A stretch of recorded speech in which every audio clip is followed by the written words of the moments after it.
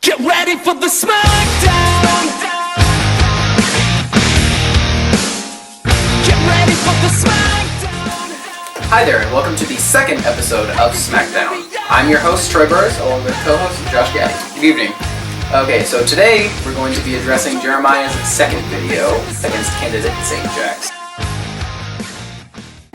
Okay, so our first argument for this video is Mr. Brummer states that Mr. Jax is not as much of an animal lover as he claims. He says that Zane is an avid animal killer. This claim is partially true. Zane does indeed hunt. However, the animal in question is more useful dead than alive. And this may seem harsh at first, but let's take a look at the facts. Deer are pests. They eat crops, stuff like that. According to InsuranceJournal.com, let's see this. An estimated 1.23 million deer vehicle collisions occurred in the U.S. between July 1st, 2011 and June 30th, 2012. That's a year. Costing more than $4 billion in vehicle damage according to State Farm. That alone in itself is enough to make you want to go out and shoot a deer. That's a lot of money. And then reason 3 is it provides a product. Provides deer jerky. I mean, enough said. Tastes good. Yeah, absolutely.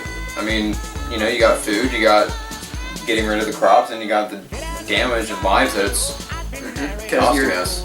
Because if the deer are eating food, you're removing something that eats at your food supply. You're killing something that provides something to the food supply. For sure. And then you're killing something that costs $4 billion yearly. Absolutely. Zane is hunting for the greater good. Alright, we have another claim by Mr. Brimmer. This one states that Mr. Jax can't handle high-stress situations. He uses an instance in which Mr. Jax rage quits in a soccer match and inflicts injury on a teammate.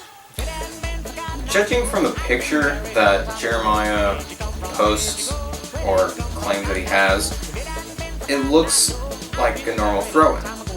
It doesn't, nothing less, nothing more. It looks normal. It looks like he's just playing the game.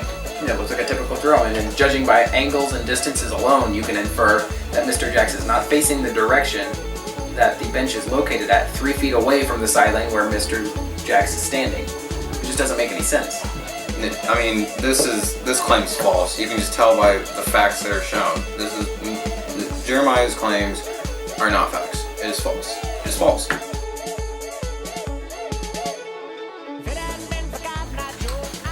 The next accusation we see by Mr. Brummer is that Mr. Jax is one of the clowns currently terrorizing the U.S. Mr. Brimmer states that the clowns are killing people across the country. This is false. No record has been shown or has been recollected, if you would, that the clowns murdered someone. It has not happened. No clown has killed someone yet. Also, the footage released takes place at Mr. Brummer's own residence. Many individuals can attest to that fact. Why would Mr. Brummer pretend that his house is under different ownership? And if he claims that it's police footage, official police footage, then why wouldn't it be a police officer with the footage in it? Does that make sense? It's not a police officer who's filming it. It's some redneck. Exactly. This is false. This doesn't make any sense.